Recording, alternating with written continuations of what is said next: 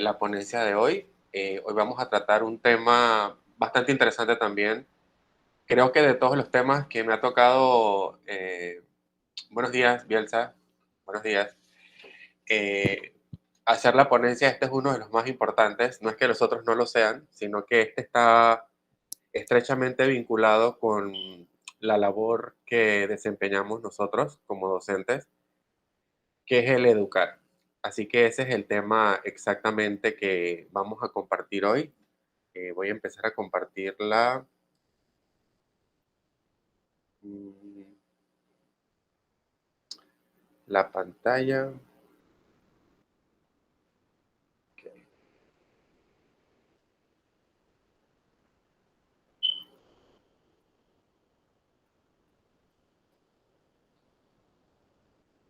Me indica si lo pueden ver ahí, por favor.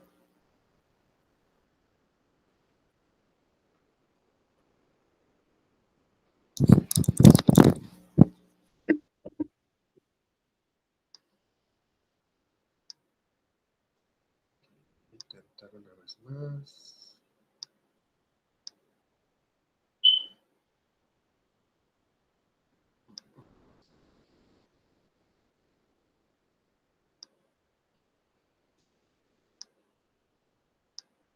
Ok. Creo que ahí pueden ver toda mi pantalla, ¿verdad? Me avisa si pueden ver el... Listo, ahora sí. Ok, perfecto. Ok. Básicamente, la ponencia de hoy sería educar la mente y el corazón. La psicología como un puente entre el saber y el ser. Realmente me gustaría preguntarles a ustedes, o a los que se encuentran pues ahorita mismo en la sala, eh, ¿qué es más importante en el tema educativo? ¿El saber o el ser? ¿Y por qué?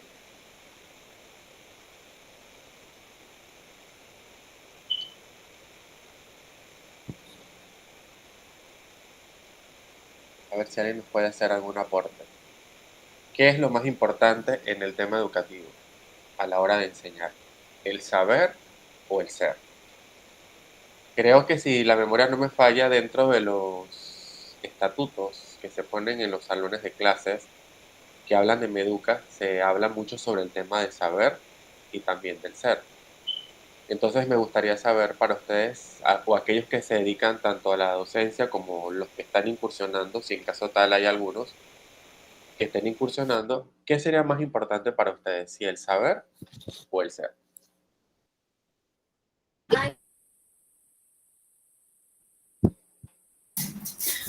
Saludos, profesor, buenos días. Hola, buenos Considero días. que en el ámbito educativo las dos están ligadas, pero es Ajá, importante el desarrollo de nuestros niños, lo que es el ser, su ok, identidad, sus valores, y de ahí partimos entonces a llevarle el cúmulo de conocimientos que incluyen lo que es todos los saberes.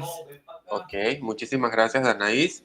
¿Alguien más que quiera aportar algo relacionado entre el ser y el saber? Porque recordemos que venimos de estructuras educativas un poco antiguas o tradicionales, donde a veces era más importante el saber. Acá en la cajita de comentarios, a ver, alguien me estaba haciendo un comentario, dice acá Inés. Dentro de mi punto de vista, considero que ambos. Sin embargo, el ser es más importante, ya que mostramos afecto hacia nuestros estudiantes y así transferir los valores. Excelente. ¿Alguien más que quiera aportar para que la clase sea un poco más interactiva y todos podamos Profe, yo digo que ambos son importantes, pero verlo? el ser es fundamental porque forma parte de, bueno, de los valores, las éticas, la responsabilidad. Lo que le da, yo digo que el sentido a un buen conocimiento del saber. Esa es mi pequeña opinión. Perfecto. Ok. Vamos a ver si, muchísimas gracias a todos los que nos han hecho sus aportes en cuanto al saber y el ser. Ahorita, a medida que vayamos viendo la presentación, vamos a irnos dando cuenta de algunos aspectos importantes entre el saber, el ser, entre enseñar y enseñar con vocación, que creo que habíamos tocado ya el tema muy someramente en las clases anteriores o en las ponencias anteriores. Voy a tratar de compartirles un video. El video, a ciencia cierta, tiene que ver muchísimo con la perspectiva del enseñar en la actualidad. Tiene un título un poco diferente porque trata del lenguaje inclusivo, igualdad de género, en la cual nos encontramos hoy en todos los ámbitos, no solamente educativos, sino también en otros aspectos sociales. A ver si se puede escuchar. La vez pasada intenté compartirles un video, pero fue un poquito complicado. Vamos a ver si lo pueden mirar. Y de paso lo pueden escuchar.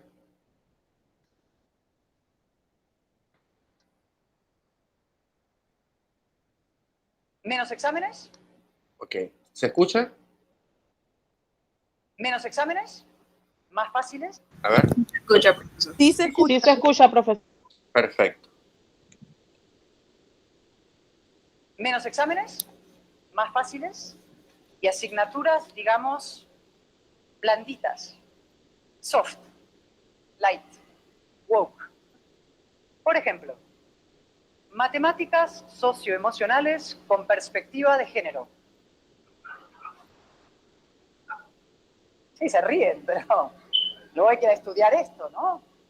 2 más 2 son 4.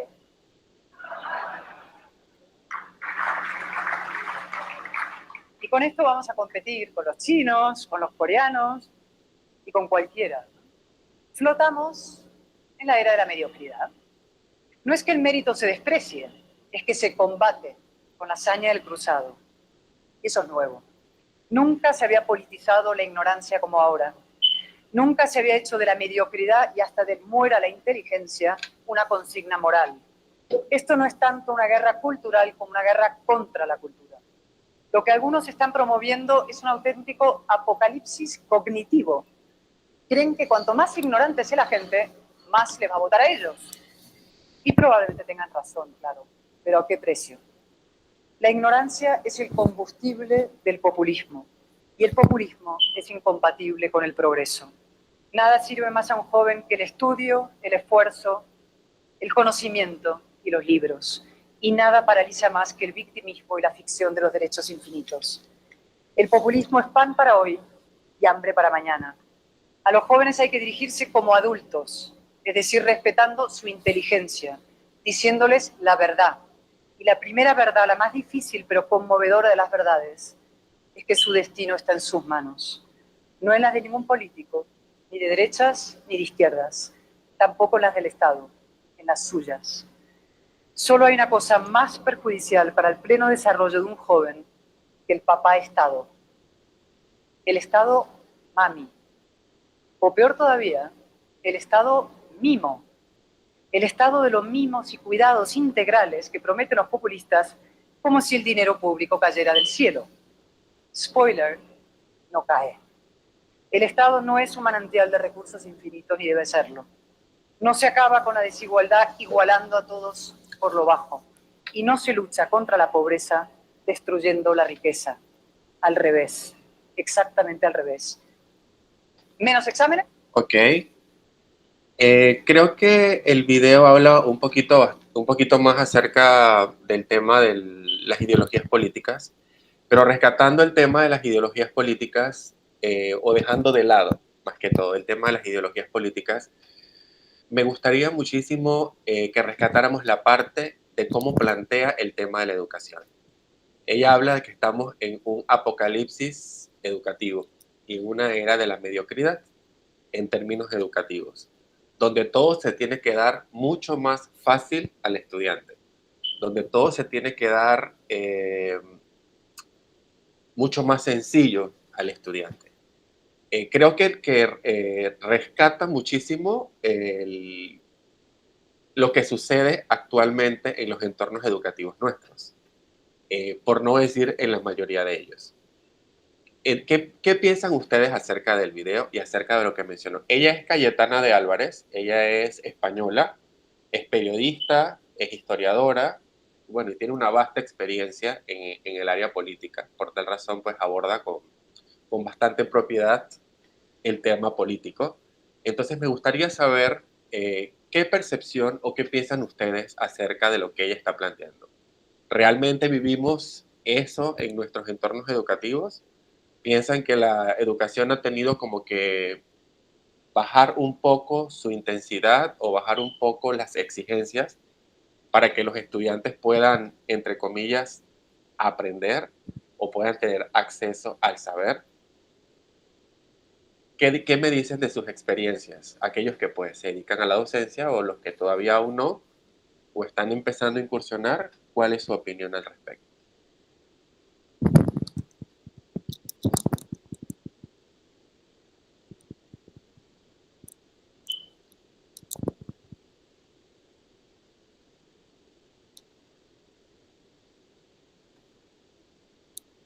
A ver, ¿qué opinan acerca de lo que vimos o lo que mencionó la periodista Cayetana de Álvarez?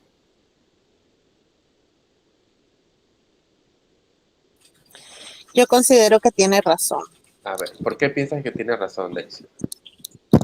Por ejemplo, yo trabajé durante 2 años en un colegio privado, Ok, en el que habían estudiantes que no traían sus actividades a tiempo, no estudiaban para los exámenes y obvio, fracasaban. ok. Sin embargo, como los padres cancelaban las matrículas, siempre llegaba el director o la directora, dele oportunidad, ayúdelo, permítale, y al final le enseñábamos todo lo contrario de algo positivo, pues a ser irresponsable, a la ley del menor esfuerzo, al no competir.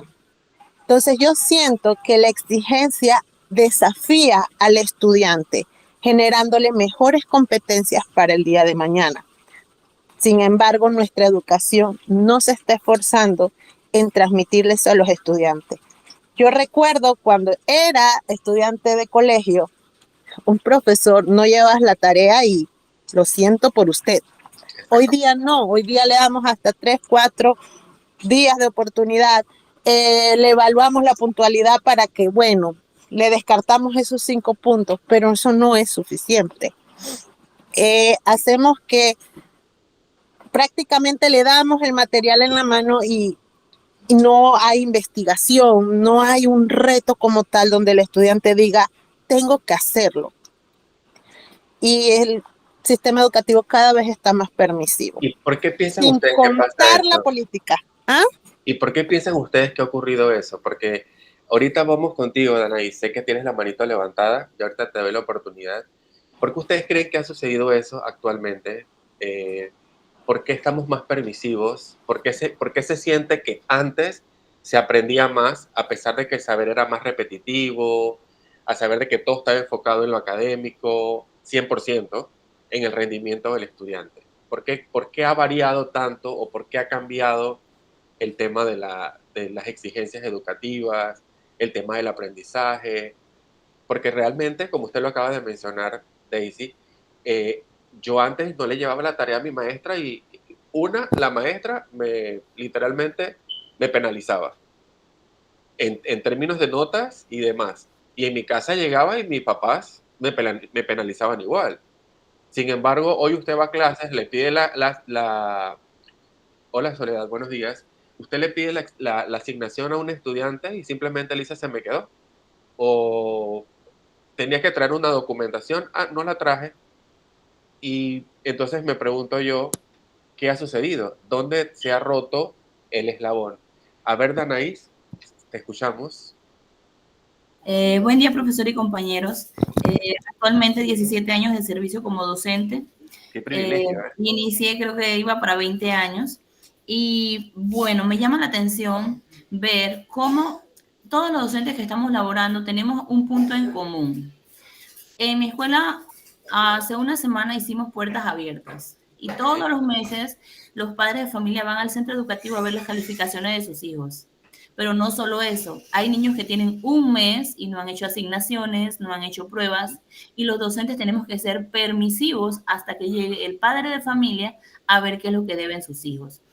El sistema culpa a los docentes, Y considero yo que los docentes no somos los culpables de los fallos que hay en el sistema educativo, puesto que muchos de nosotros que estamos aquí, por ejemplo, yo tengo maestría, profesorado, licenciatura, nos pasamos estudiando técnicos, diplomados, y estamos cada día capacitándonos en vanguardias de la educación y para ver qué podemos hacer para mejorar en el sistema educativo y mejorar en nuestras clases para que los estudiantes aprendan. Pero puedo ver, profesor, que no solo es mi sentir, los estudiantes no quieren trabajar en el aula con los tiempos que hay para trabajar, no quieren hacer las asignaciones y lo podemos ver desde los grados bajos. Y si usted como docente pone un 2 o pone una mala calificación, al momento que el director llegue a evaluarte, el fallo eres tú como docente que tienes que buscar las estrategias y la forma de cómo ese chico pueda mejorar.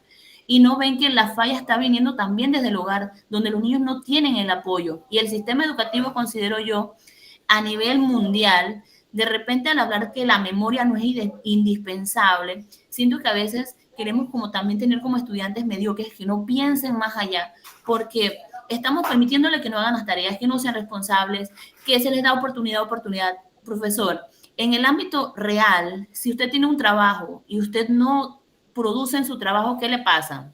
Lo despiden. Tal Pero le cual. estamos enseñando a los chicos de que, sí, te doy oportunidad, y no están aprendiendo absolutamente nada. Y están llegando a las universidades que no saben absolutamente nada, porque se nos está haciendo creer que la memoria no es indispensable. Y considero yo que la memoria, el análisis crítico, reflexivo, todo es indispensable en la obtención de saberes para los estudiantes. Y estamos dejando de ese lado.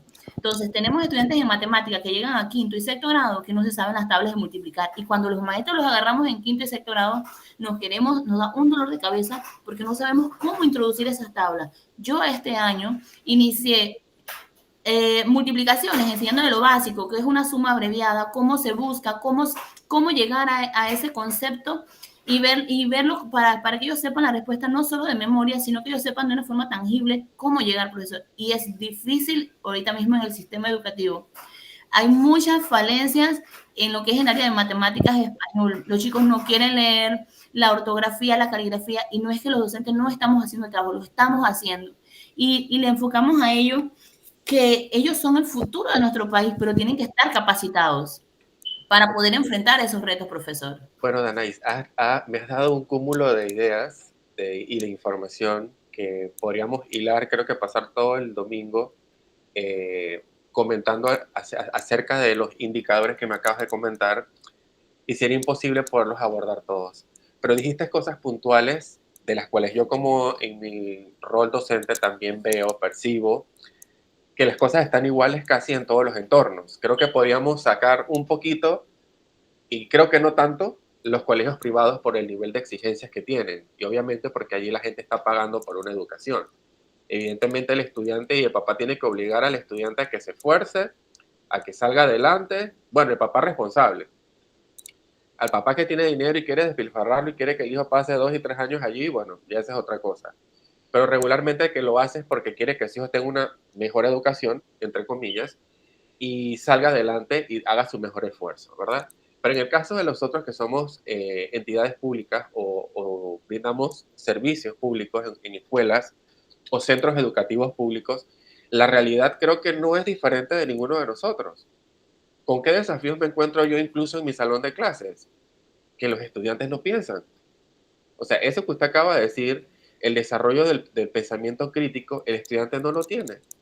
El estudiante no opina, el estudiante no argumenta, el estudiante no duda, el estudiante, o sea, el estudiante realmente está en el salón, como que siempre les digo, su cuerpo está aquí, pero su mente anda divagando por otro lado.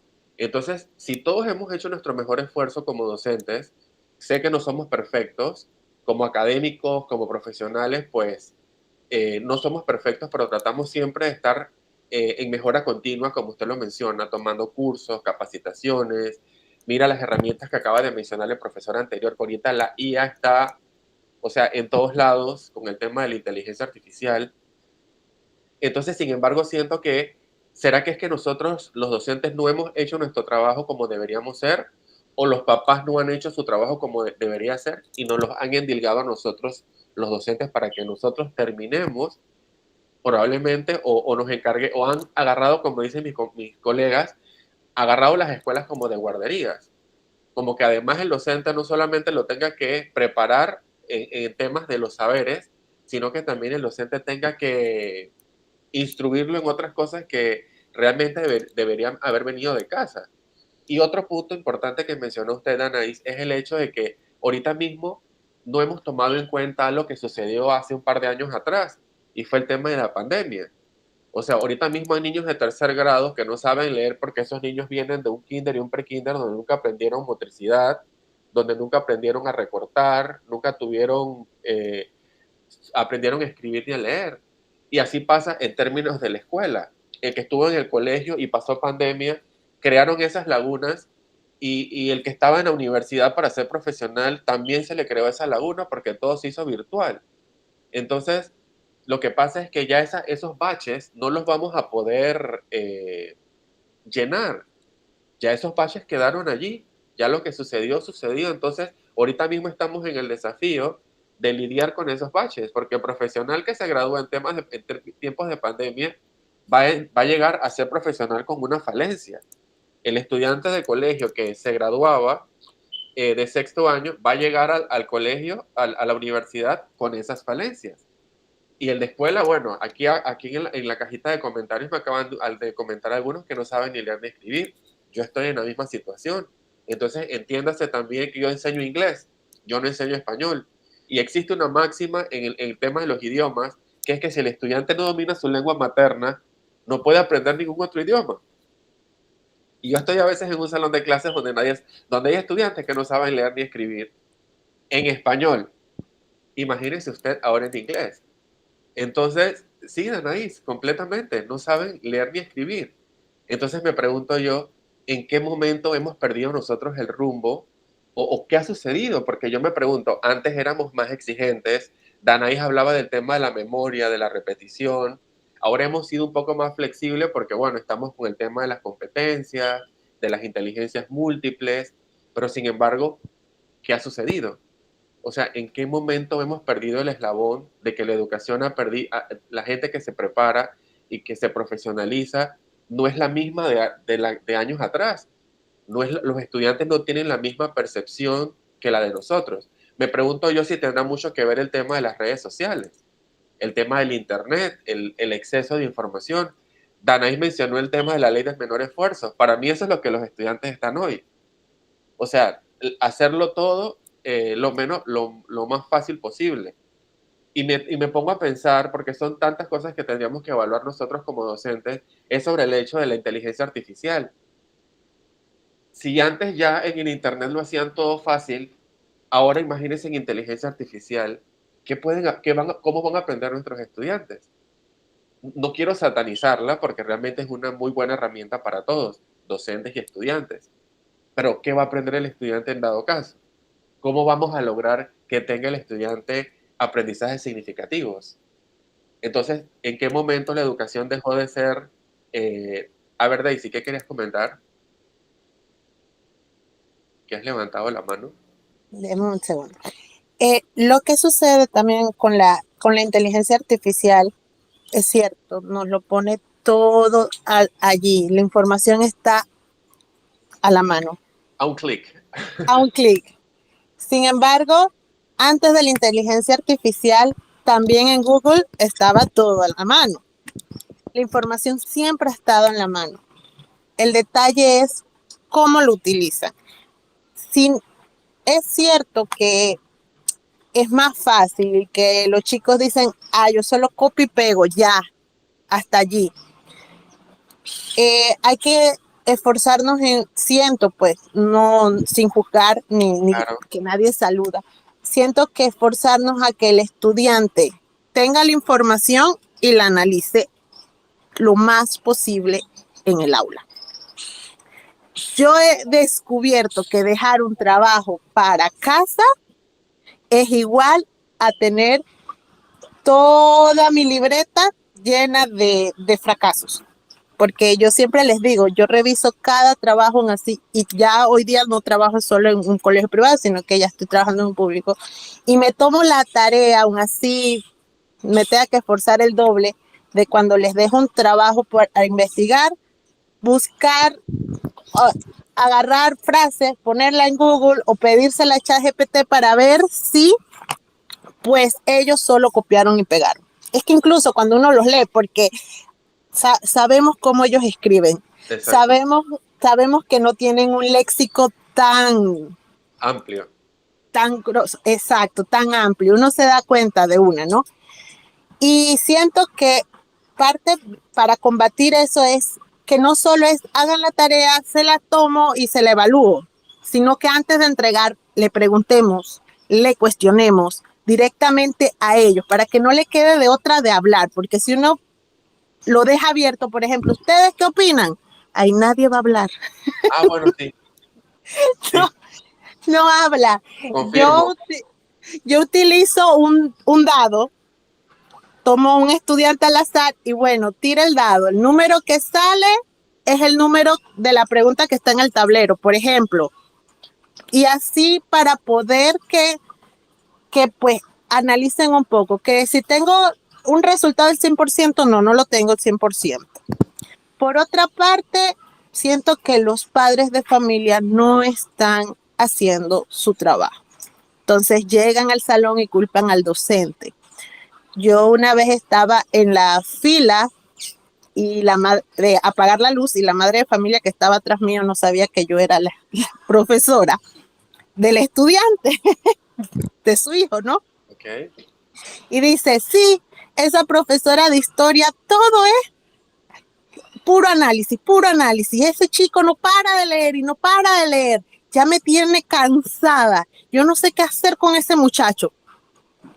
Y ella le comenta a la otra que el chico jugaba fútbol y que era fulano de tal. Y ahí me doy cuenta, ¿no? Que la profe de historia que la tenía harta era yo misma. Dios. Así que yo me volteo y le digo, ¿de qué vale que él me estudie?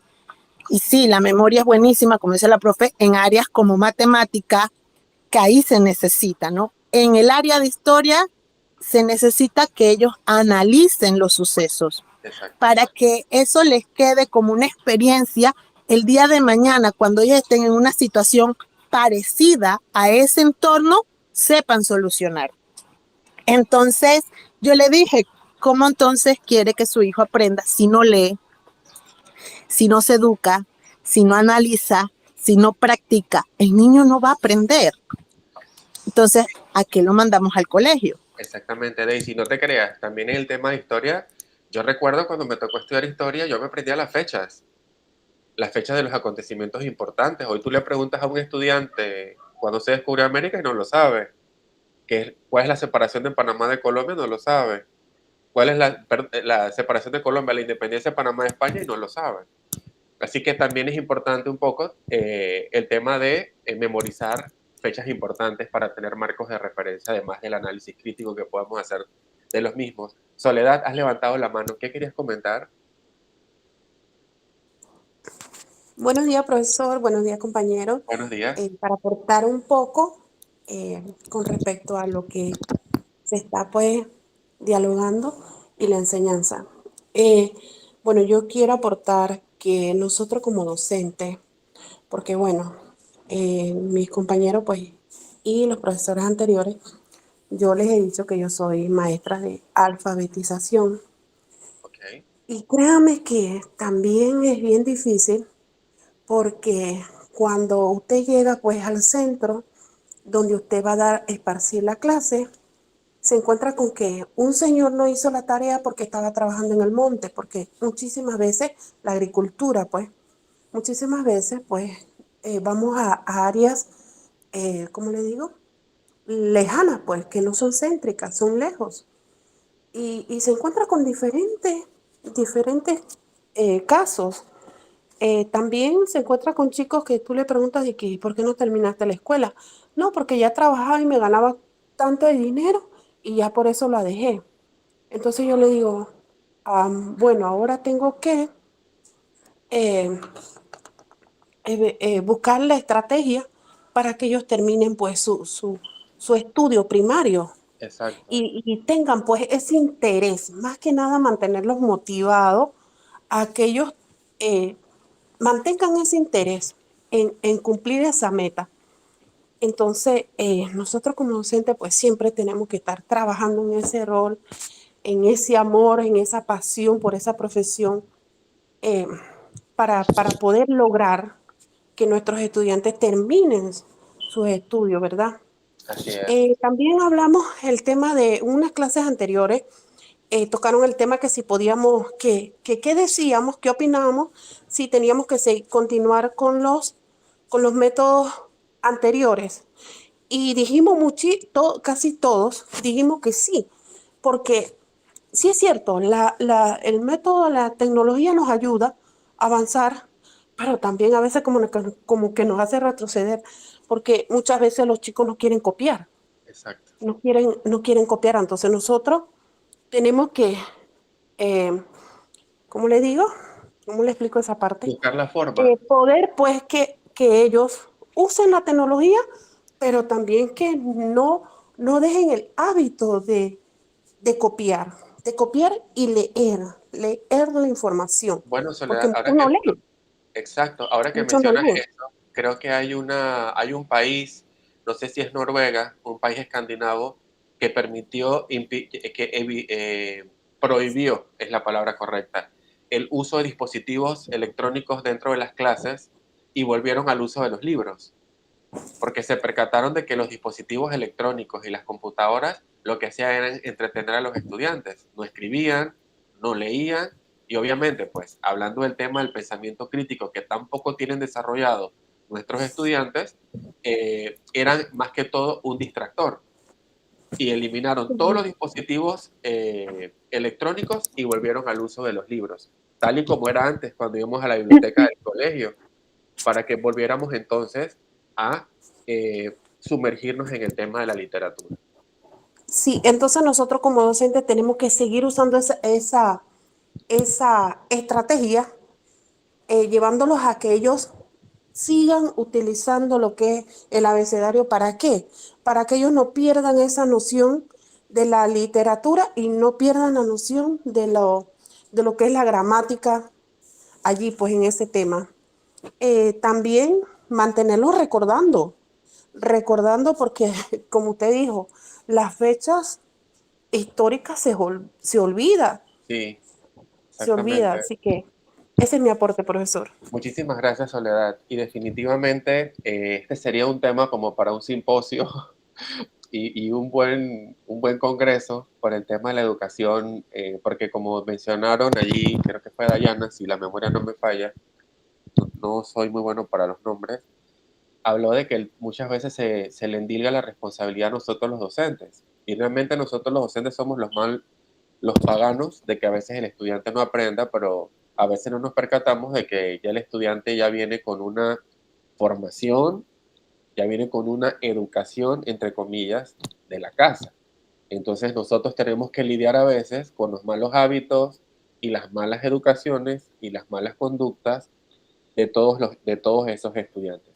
No todos, no podemos generalizar porque como siempre digo, así como en matemáticas siempre hay sus excepciones a la regla, también lo hay en términos de las personas. Siempre hay sus excepciones a la regla. Hay papás que tienen hijos muy bien educados, responsables, con muy buenos valores, muy buenos principios, y eso también hay que exaltar. Continuando entonces, podríamos decir que educar la mente sin educar el corazón no es educar en lo absoluto. Eso lo dijo Aristóteles. Dice, ¿de qué sirve tanto conocimiento si no sabemos si no sabemos vivir con nosotros mismos ni con los demás? ¿Qué piensan ustedes de esto? A esto le quería agregar algo adicional. ¿Ustedes piensan que lo académico es realmente lo más importante?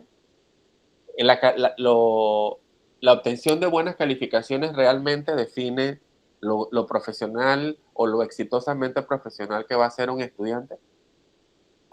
No lo define, profesor. ¿Por qué no lo define? A ver. En mi experiencia, por ejemplo, en 2009, tengo estudiantes que ya en este momento son licenciados. Incluso cuando pasaron al colegio, tuve estudiantes que en la escuela iban de 5. Cuando llegaron al colegio a nivel premedia y media, fueron estudiantes que fracasaron si no estaba papá allí viendo las calificaciones. Sin embargo, aquellos que no iban mal en la escuela, profesor, tuve estudiantes que salieron, por ejemplo, del Beatriz Miranda de Cabal con el primer puesto. Incluso tengo estudiantes que no fueron excelentes estudiantes así máximo y hoy son doctores y licenciados y no necesitaron específicamente ir con puro 5, sino que en algún momento aprovecharon ese aprendizaje que tenía, ese aprendizaje significativo y le echaron ganas, profesor. Y bueno, hoy en día son profesionales. Así que la nota no define a un estudiante. A ver, Soledad, luego Daisy, para ver. Muchas gracias, Danais. Creo que han levantado la mano. Dice Soledad, a ver, te escuchamos.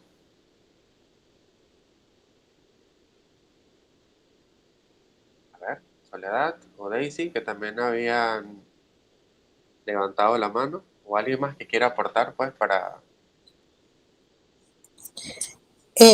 Bueno, yo soy la prueba de que la nota no define Ok, a dónde vas a llegar.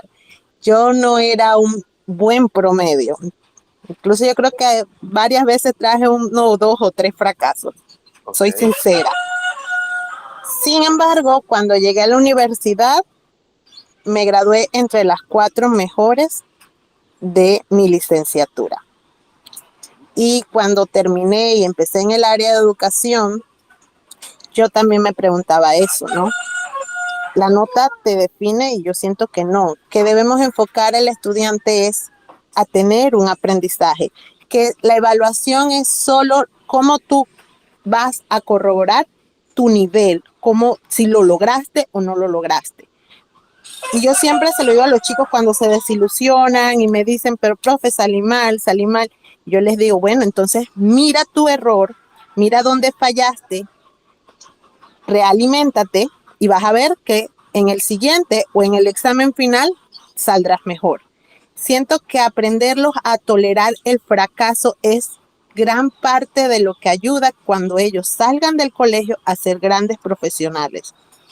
No verlos como, porque fracasaste, eres un fracasado, que es lo que pasa con muchos docentes. No, ese chiquillo va mal conmigo. No, ese chiquillo no da.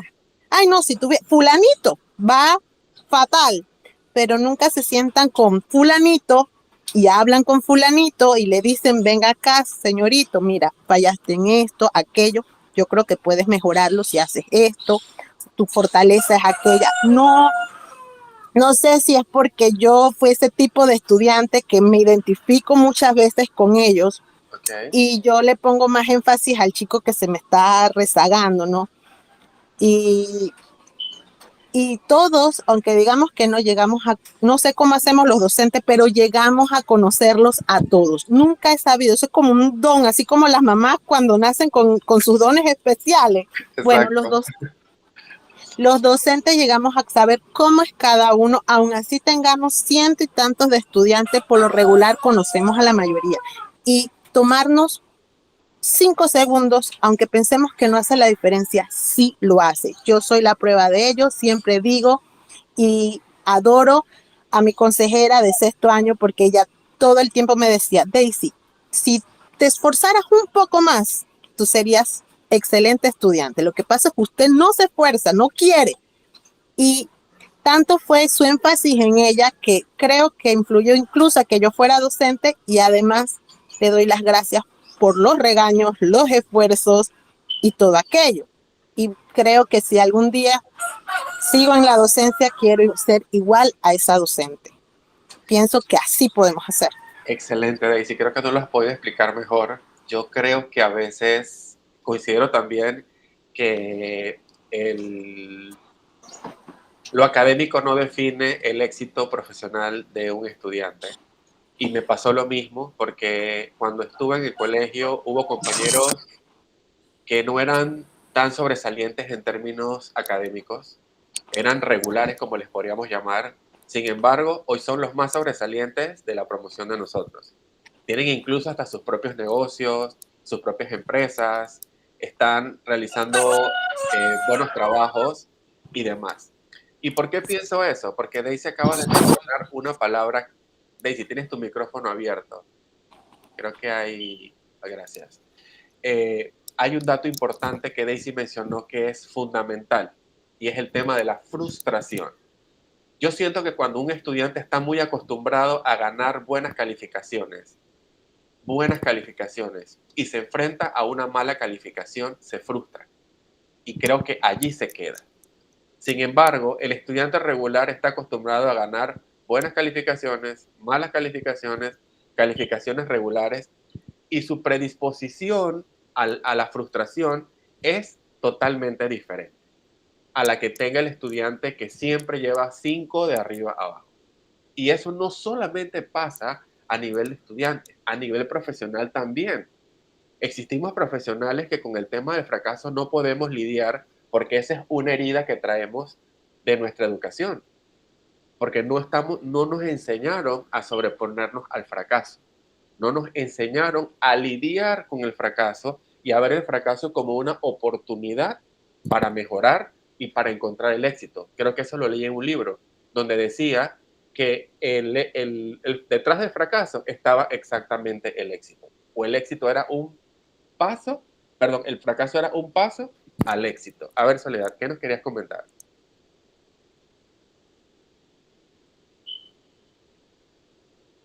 A ver, Soledad. Vemos tu mano levantada. Si no, entonces vamos a continuar con la presentación. Así que muchísimas gracias, compañeros, por todos sus aportes valiosos.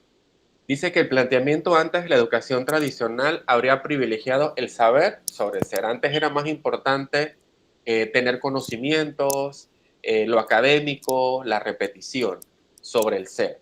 Hemos formado mentes brillantes, pero a veces muy desconectadas del corazón. Eso es completamente cierto. Hay también, no podemos dejar de lado que hay personas que son académicos brillantes, pero en términos del corazón, totalmente desconectados. La educación no es la preparación para la vida. La educación es la vida misma. El saber sin el ser, los límites de la educación racionalista. Dice que el método educativo tradicional, como habíamos mencionado, tenía mucho más énfasis en contenidos, resultados y rendimiento.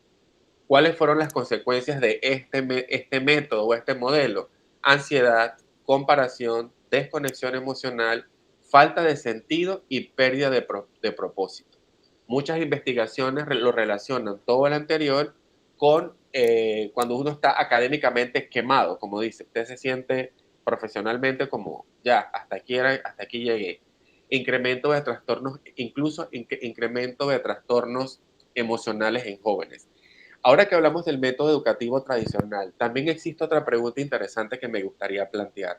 ¿Ustedes creen que el aprendizaje realmente se puede evaluar?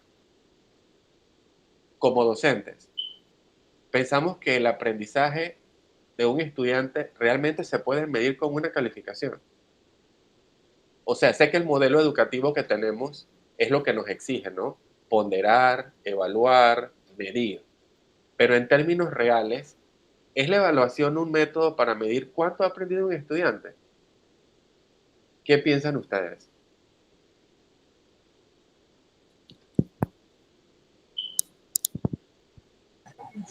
Buenos días. Buenos días. Sí, buenos días a todos. Bueno, en la universidad nos han enseñado que tenemos que evaluar a los estudiantes calificativamente y cualitativamente, Okay. pero también nos dieron unas clases de que se llama inteligencias múltiples. Exacto. Y también esa es la que yo he tenido que poner en marcha a través de los años porque hay estudiantes que son inteligentes, muy inteligentes en matemáticas, pero no son diestros en arte, en física. Hay otros que de verdad son diestros en el arte, pero nada que ver con otro. Y también hay otros estudiantes que son muy desordenados, para no decir otra cosa, Okay. bien desordenados en el salón, pero me han salido muy inteligentes. Entonces yo no puedo medir a los estudiantes porque en una materia me van bien y en la otra no. No puedo medir la inteligencia de ellos en esa parte porque hay estudiantes que han ido a concursos y han ganado los concursos que los más inteligentes no han podido ganar.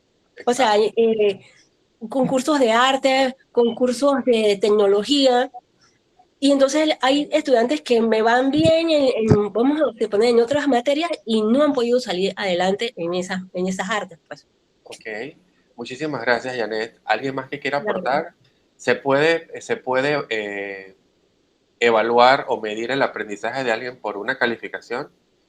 Como les reitero, el sistema educativo nuestro nos exige eso, porque eso es unas exigencias exactamente de nuestro sistema educativo, pero en términos reales, o llevándolo un poquito más allá, eh, realmente yo puedo medir con una calificación el, la, la inteligencia de una persona solamente porque me haya sacado 5 en español, o me haya sacado 5 en historia, o me haya sacado 5 en matemáticas. A ver, aquí vamos a ver la cajita de comentarios. Acá me están comentando. Sí, buenos días, profesor. Hola Mire, Isa, ¿qué tal? ¿Cómo estás? bien, ¿y usted, profe? Bien, Mire, gracias a Dios. hay estudiantes que son bien destacados, por ejemplo, en matemáticas, pero Ajá, no les gusta español, ok, no les gusta trabajar en religión. ¿Qué hay que hacer en esos momentos? Tratar de ponerles trabajo, pero ¿a dónde? En el aula. ¿Por qué en el aula? Porque de esa forma cada uno va trabajando. Y respecto a la evaluación del estudiante, hay muchas cosas en el estudiante que el estudiante a veces esto se limita, ok, porque los padres no lo apoyan, entonces cuando él llega al colegio él no sabe qué va a hacer. Si usted le asigna una tarea al estudiante para el siguiente día y le dice, bueno, vamos a revisar eso y se va a tener una nota, ¿qué hace el estudiante? Cuando uno pide los cuadernos para revisarlo, entonces usted ve que no ha hecho nada. ujú, ¿Y cuál es la primera reacción de él? Enseguida esto dice, ya fracasé. ¿Por qué? Porque en su mente siente que él no llevó nada ok, y lo primero que piensa es que fracasó. Pero entonces ese estudiante tiene la iniciativa de ayudar a otro compañero. Entonces yo digo, si tú puedes ayudar a otro compañero, tú también puedes trabajar. Pero dice, no tengo material. Es el momento de buscar entre los otros compañeros quién tiene un material adicional. En ese momento, como se, se practica lo que es la colaboración de los estudiantes entre todos, el compartir con ellos mismos, el para trabajo colaborativo. el estudiante que el compañerito no se quede atrás y que pueda tener una evaluación también.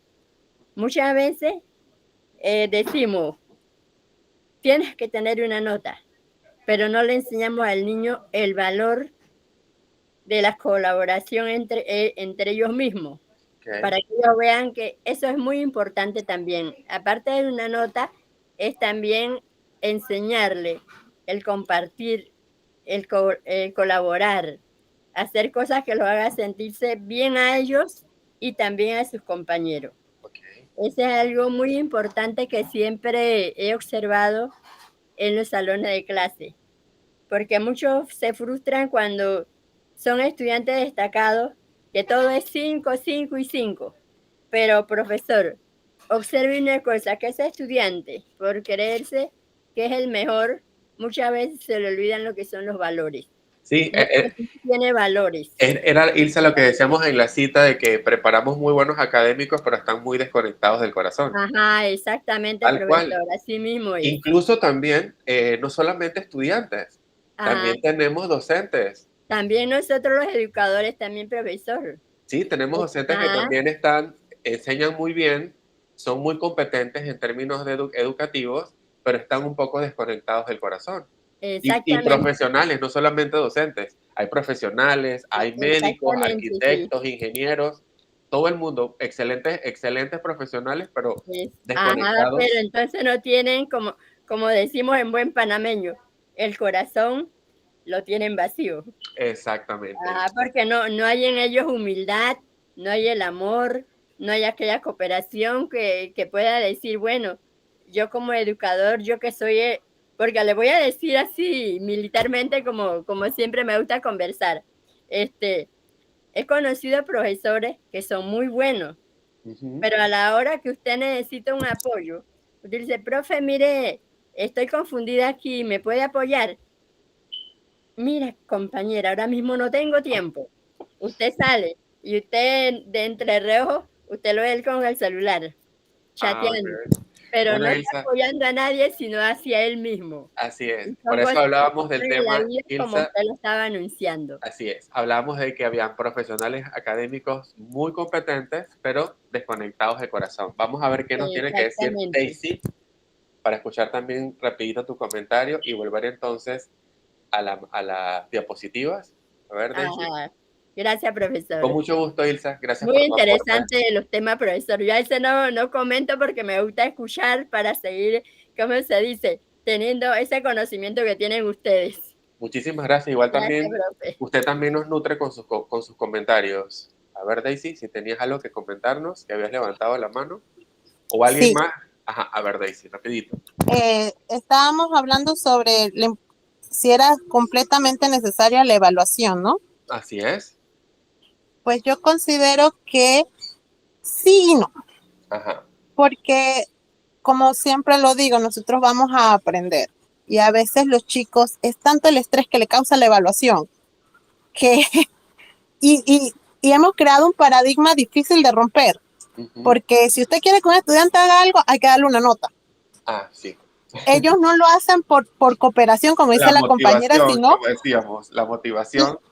si no es nota, no lo hago. ¿Por qué? Porque hemos creado en esa conciencia que solo la nota es importante, que solo el promedio final es importante. Entonces, no hay esa como iniciativa de Exacto. hacer las cosas. Y por eso yo siento que sí y no. Y por otra parte, como ya lo había comentado, porque le ayuda a ellos a saber en qué están fallando.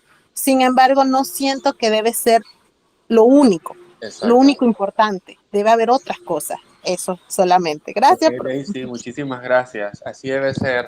El estudiante lo tenemos mercantilizado con el tema de las notas. Si haces esto, incluso ellos mismos preguntan, profesor, ¿y eso es para nota?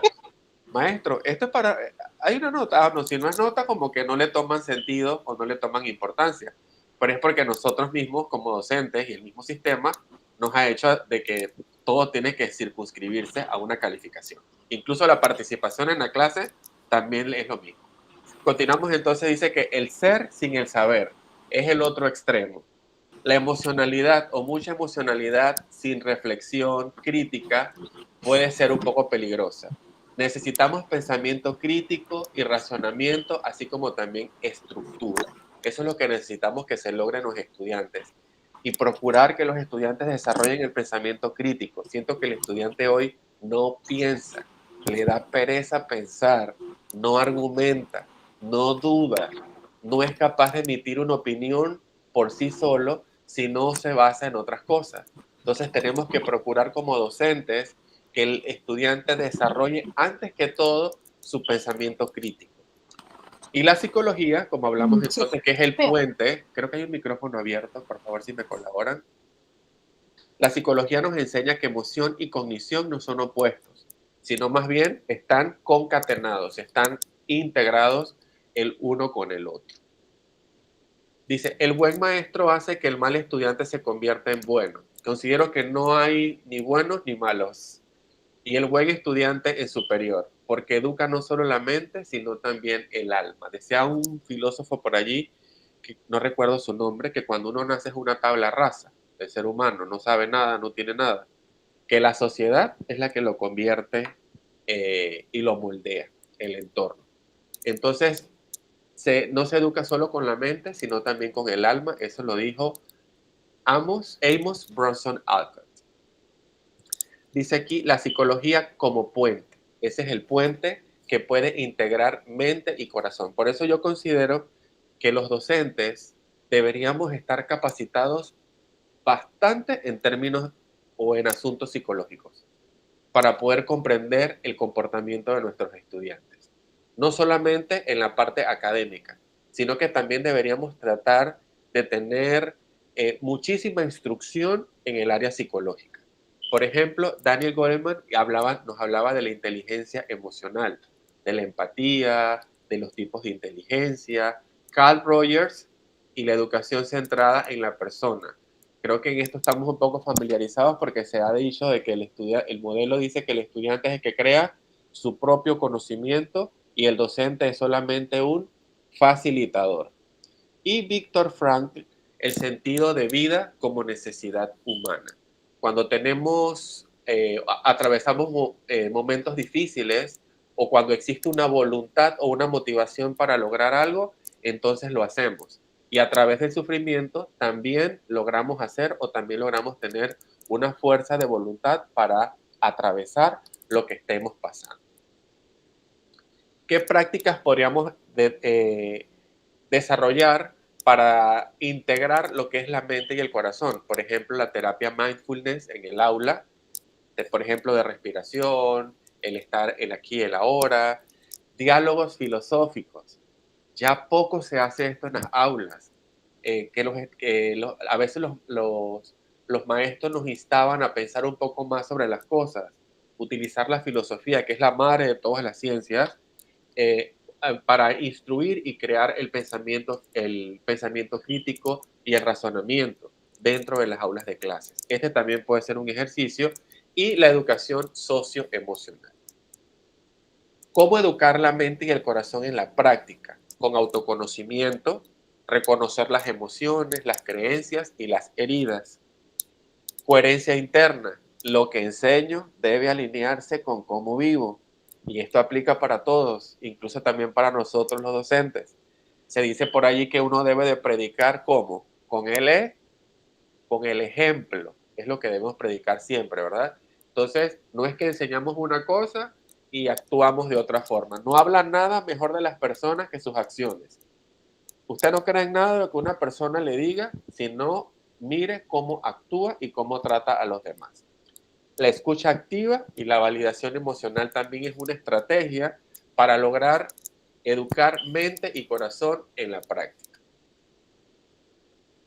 Otras estrategias claves también pueden ser clases que inviten a la reflexión, no solo a la memorización. No estamos diciendo, como hemos iniciado la clase, que la memorización sea mala. Creo que hemos mencionado que es buena, pero también hay que crear entornos de clases que insten a la reflexión. Espacios seguros para que los estudiantes se expresen emocionalmente. Miren, a veces creemos que ser vulnerables o mostrarnos vulnerables a los demás es malo. De hecho, es todo lo contrario. Ser vulnerables es una gran fortaleza que tenemos los seres humanos, porque nos permite mostrarnos tal y como somos cuando estamos alegres, cuando estamos felices, cuando estamos tristes. Entonces se nos ha enseñado muchísimo a reprimir el hecho de no mostrar las emociones, sobre todo a nosotros los caballeros, que por ser hombre, pues ya habíamos dicho antes que el hombre no puede llorar, solamente las mujeres son las que lloran, y no es así. Debemos tener la capacidad de que los estudiantes se puedan expresar emocionalmente y mostrar sus vulnerabilidades. Evaluaciones que midan tanto el conocimiento, el crecimiento humano y no solo el rendimiento. Esa sería una evaluación holística, que no solamente podamos evaluar la parte académica del estudiante, sino también cómo ha evolucionado y cómo ha crecido en términos humanos. Aquí, bueno, teníamos un ejercicio de respiración o de conexión interior, pero bueno, lo pueden hacer directamente en sus espacios, en su casa. Sería un ejercicio de respiración de unos 3 a 5 minutos para que entren en silencio, estén con ustedes mismos, sintiendo su respiración, su inspiración, su expiración, y luego de eso se pueden hacer la pregunta reflexiva: ¿qué heridas de tu educación sientes que aún estás sanando? Esta pregunta realmente es muy poderosa, realmente no tenían que haberlo compartido con nosotros, sino sería algo muy personal, pero una herida de la educación que en lo personal yo siento que aún estoy sanando es el hecho de que me bullearon mucho cuando era estudiante de colegio. Sufrí mucho bullying, un bullying terrible. Antes no se le prestaba tanta atención al bullying, pero ahora, bueno, vemos que el bullying es casi hasta penalizado, por así decirlo, y ha cogido un auge debido a que muchas personas incluso se han suicidado por ese tema. pero prácticamente para mí se los comparto con toda la vulnerabilidad que me caracteriza como hombre y como ser humano. La herida que puedo estar sanando aún es el tema del bullying, porque se recibió mucho bullying estando en el colegio y aún estoy sanando ese proceso. Muchos puede ser el tema de la frustración, que no se le enseñó a lidiar con el tema de la frustración como mencionamos aquí, y aún hoy como adultos y profesionales pueden estar lidiando con el tema de la frustración. Así que les dejo eso allí para que lo puedan realizar. Y a ver, ¿quién me puede leer esta conclusión? Ya para ir finalizando, ya tenemos el tiempo allí rapidito. Conclusión, el Ajá. puente como camino.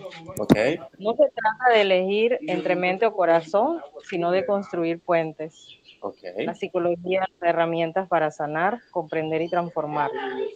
Invitación a educar desde el ser para formar seres humanos completos. Muchísimas gracias. Y por acá tenemos otra conclusión que continúa, a ver si otro estudiante me puede ayudar para leerla, por favor.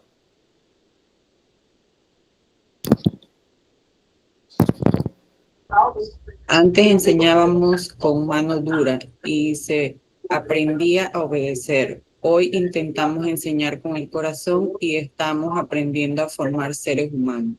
El desafío es encontrar el punto de equilibrio, educar con firmeza, pero también con empatía, enseñar contenidos, pero también a vivir. Muchísimas gracias. Esa sería entonces la presentación de hoy, la ponencia. Espero que haya sido de su completo agrado. Estimados colegas, estudiantes, compañeros, realmente quiero finalizar recordándoles que siempre hagamos con los estudiantes o hagamos énfasis en los estudiantes el hecho de ser. Regularmente nos sentimos muy contentos y muy realizados cuando nos hablan de que, bueno, soy arquitecto, soy médico. De hecho, lo primero que te preguntan es, ¿y qué eres? Ah, no, soy docente. Ajá, soy arquitecto. Ajá, soy abogado. Soy. Pero ¿realmente es eso lo que tú eres? O sea, ¿realmente es eso lo que somos? No es eso lo que realmente somos. Tenemos que enseñarle a los estudiantes que primero somos seres humanos. La profesión a la que nos vayamos a dedicar luego, bueno, eso es lo que vamos a utilizar o lo que nos vamos a dedicar porque queremos hacer, porque es nuestra pasión, porque es lo que queremos realizar para ganarnos la vida. Pero tenemos que recordarnos como personas, como docentes, que antes de ser docentes somos seres humanos. Que el estudiante antes de ser estudiante es un ser humano. Entonces, que ya somos, desde que nacimos ya somos. No necesitamos dedicarnos a algo para hacer. Y la sociedad nos ha enseñado que tenemos que dedicarnos a algo para que nos tomen en cuenta, dejando de lado la parte del ser de la persona, del ser humano. Entonces, procuremos hacer sentir a nuestros estudiantes que ya son por estar en la clase, que ya son por estar escuchándonos, que ya son porque están aquí en la tierra y nacieron. Ya lo que nos dediquemos después, bueno, es por añadidura y es por lo que nos apasiona. Pero recordémosles a los estudiantes siempre que ya son, que ya eres, ya existes y ya estás. Así que espero de todo corazón que pues estas 3 ponencias les hayan servido y les hayan ayudado muchísimo. Espero volverlos a ver pronto. No sé cuándo el claustro me pueda volver a dar otra ponencia. Así que les deseo lo mejor, que pasen un excelente fin de semana, un excelente domingo. Y bueno, que todo lo que les haga bien sea eterno. Así que nos vemos pronto. Gracias, profesor. Hasta Muchísimas luego. gracias. De Gracias, verdad que uno no quiere a veces ni opinar porque la clase está tan interesante que mejor es escuchar y después uno opina. Pero bueno, Pero de verdad que muchísimas gracias. muchísimas gracias a ustedes por estar acá. Que estén muy bien. Hasta luego. Gracias, profe, que tenga buen día. Excelente, Gracias, profesor. buen día a todos. Hasta Excelente, luego, excelente. profesor. Gracias. Gracias por su tiempo. Hasta luego, profe.